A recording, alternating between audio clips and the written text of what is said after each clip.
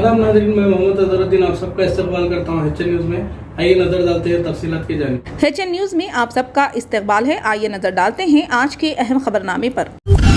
तेलंगाना के आज़मीन हज की पहली खेप पीर को यहां राजीव गांधी बैनुल अक़वामी हवाई अड्डे से आज़मीन हज के लिए रवाना हुई। तेलंगाना स्टेट हज कमेटी के एक ओहदेदार ने बताया कि कल 373 आज़मीन सुबह 5:55 पर सऊदी एयरलाइंस की खुसूसी परवाज़ के जरिए जिद्दा के लिए रवाना हुए।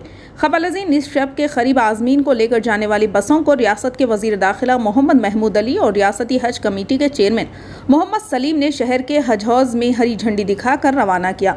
हुज्जाज इकराम ने अपने सफ़र का आगाज़ जोश व खरोश के साथ तलबिया के साथ किया, जो कि हज के दौरान खुसूसी दुआ मांगी जाती है।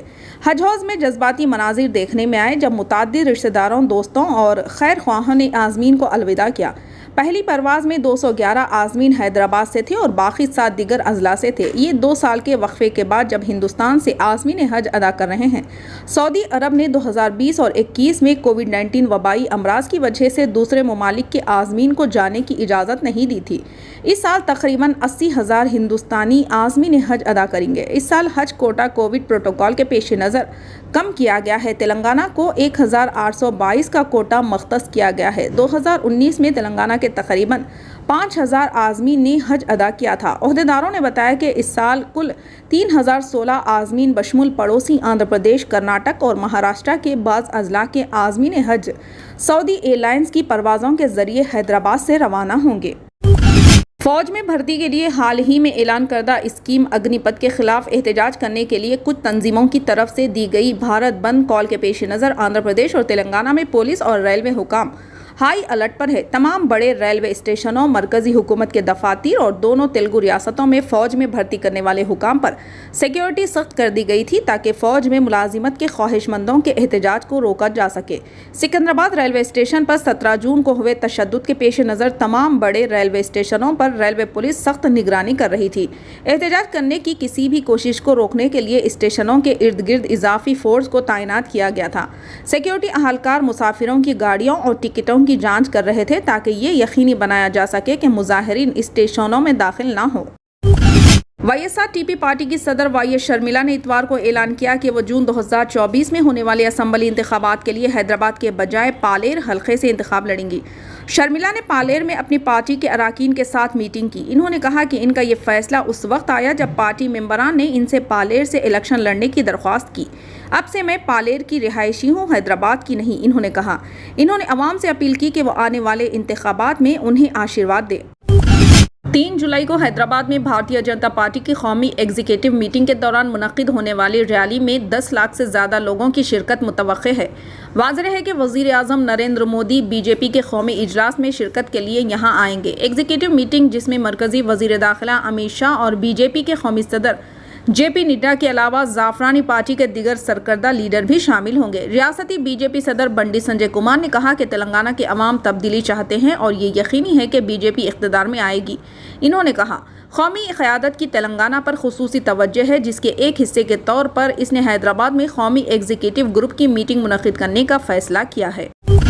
मरकज़ की नई फौजी खलील मुद्दती भर्ती स्कीम के खिलाफ एहतजाज करने पर सिकंदराबाद रेलवे स्टेशन पर तशद्दुद के सिलसिले में 46 लोगों को गिरफ्तार किया गया। अग्निपथ ने इतवार को बताया। गवर्नमेंट रेलवे पुलिस की एक सीनियर ओहदेदार अनुराधा ने इतवार को बताया कि इस वाक़े में 58 बोगियां तबाह होने का अंदेशा है। SP के मुताबिक सिकंदराबाद रेलवे स्टेशन तशद्दुद में 12 करोड़ रुपए की इमलाक को नुकसान पहुंचाया है। SP अनुराधा ने कहा कि एहतजाज का मंसूबा railway station block group, Hakimpet army group और सोल्जर्स डाई ग्रुप के नाम से एक व्हाट्सएप ग्रुप कायम करके बनाया गया था। मुजाहिरीन पर फायरिंग के जवाब में अनुराधा ने कहा कि लोको इंजन में 4000 लीटर तेल था और अगर इसमें आग लग गई तो मजीद खतरे का खदशा है। इन्होंने कहा मुजाहिरीन को मुबैना तौर पर फौज में भर्ती करने वाली कुछ कोचिंग एकेडमियों ने उकसाया था। हुजूम तकरीबन 2000 अफराद था, जिसमें कुछ लाठियां और सलाखें उठाए हुए थे जो रेलवे के सामान को नुकसान पहुंचा रहे थे, बोगियां जला रहे थे और पुलिस पर पथराव कर रहे थे। SP अनुराधा ने कहा कि इनके पास CC फुटेज हैं और वो इनकी जांच कर रहे हैं। SP ने कहा कि इस वाक़े में रेलवे के 9 अमला जख्मी हुआ है और एक मुकदमा हैदराबाद पुलिस को मुंतकिल कर दिया गया है। बीजेपी MLA ईटेला राजेंद्र ने इतवार को दिल्ली में मरकजी वजीर दाखिला अमित शाह से मुलाकात की। इत्तलात के मुताबिक ईटेला को इसकी 2 रोज़ा कौमी एग्जीक्यूटिव मीटिंग से कबल एक अहम ओहदा दिया जाएगा। جو حیدرآباد میں 2 اور 3 جولائی کو ہونے جا رہی ہے۔ بی جے پی کے قومی اوبیسی مورچہ کے صدر اور راجیہ سبھا کے رکن کے لکشمن نے کہا کہ بی جے پی کے تمام رہنما 2 روزہ قومی ایگزیکٹو میٹنگ میں شرکت کریں گے، بشمول وزیر اعظم نریندر مودی، مرکزی وزیر داخلہ امت شاہ اور بی جے پی کے قومی صدر جے پی نڈا۔ 4 جولائی کی شام کو سکندرآباد پریڈ گراؤنڈز میں جلسہ عام کا انعقاد کیا جائے گا، جو کہ نیشنل ایگزیکٹو میٹنگ کے اختتام کے فوراً بعد حیدرآباد انٹرنیشنل کنونشن سنٹر سے متصل ہوٹل نوویٹل وادھاپور میں منعقد ہوگا۔ بی جے پی کے زیر اقتدار 18 ریاستوں کے وزرائے اعلیٰ کے علاوہ تمام مرکزی کابینہ کے وزراء، تمام ریاستی بی جے پی صدور اور 350 دیگر قومی مندوبین میٹنگ میں شرکت کریں گے۔ ذرائع کے مطابق وزیر اعظم نریندر مودی حیدرآباد میں پارٹی کی قومی ایگزیکٹو میٹنگ میں شرکت کے ایک دن بعد 4 جولائی کو آندھرا پردیش کا دورہ بھی کریں گے۔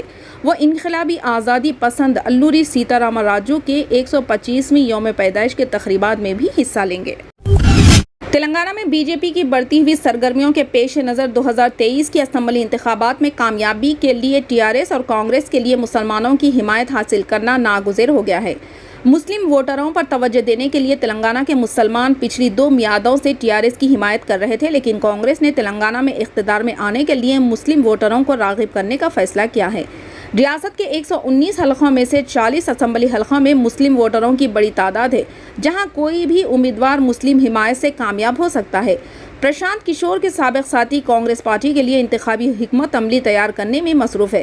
تلنگانہ میں کانگریس نے مسلمانوں سے بات چیت شروع کر دی ہے۔ مسلمان ریاست بھر میں ہر جگہ پائے جاتے ہیں، لیکن حیدرآباد، رنگا ریڈی، محبوب نگر، نلگنڈا، میدک، نظام آباد اور کریم نگر میں ان کی آبادی کافی ہے۔ تلنگانہ سوشل ڈیولپمنٹ رپورٹ 2017 کے مطابق کوئی بھی پارٹی مسلم حمایت کے بغیر اضلاع میں کامیاب نہیں ہو سکتی۔ یہ بتاتے ہوئے کہ بی جے پی زیر قیادت مرکزی حکومت تلنگانہ میں مختلف پبلک سیکٹر کو الاٹ کی گئی اراضی سمیت اثاثوں کو فروخت کرنے کا منصوبہ بنا رہی ہے۔ وزیر آئی ٹی اور صنعت کے ٹی راما راؤ نے مرکزی حکومت سے ایسے منصوبوں کو واپس لینے کا مطالبہ کیا۔ مرکزی وزیر خزانہ نرملا سیتا رامن کو لکھے ایک خط میں کے ٹی آر نے کہا کہ اثاثوں کو فروخت کرنے کے بجائے مرکزی حکومت کو پی ایس یو ایس کو زندہ کرنے اور مضبوط کرنے کے امکانات تلاش کرنے چاہیے۔ کے ٹی آر نے کہا کہ اگر یہ ممکن نہیں ہے تو ریاستی حکومت کو ایسی زمینوں میں کئی صنعتی اکائیاں قائم کرنے کا موقع دیا جانا چاہیے۔ انہوں نے خط میں کہا کہ پی ایس یو ایس کو فروخت کرنے کے مرکزی حکومت کے منصوبے ریاستی حکومت کے حقوق کا مذاق اڑانے کے سوا کچھ نہیں ہے۔ وزیر صنعت نے نشاندہی کی کہ تمل ناڈو سمیت کئی ریاستیں اپنے اپنے علاقوں میں قائم پی ایس یو ایس کو فروخت کرنے کے مرکزی حکومت کے اقدام کی سختی سے مخالفت کر رہی ہے۔ سرمایہ کاری کی آڑ میں پی ایس یو ایس کو فروخت کرنے کی کوششوں کے لیے مرکزی حکومت پر تنقید کرتے ہوئے انہوں نے یہ جاننے کی کوشش کی کہ کن دفعات یا حقوق کے تحت مودی حکومت مختلف ریاستوں میں قائم پی ایس یو ایس کی فروخت پر غور کر رہی ہے۔ فی الحال کے لیے اس خبرنامے میں بس اتنا ہی۔ دیکھنے کے لیے آپ کا بہت بہت شکریہ۔ اگر آپ نئے ہیں اس چینل پر تو سبسکرائب ضرور کر لیں اور بیل آئیکن کو بھی دبا لیں تاکہ ہماری ہر خبر آپ تک پہلے ملے۔ اور نیچے جو وہ سبسکرائب کا بٹن ہے نا، اس کو ہٹ کرو۔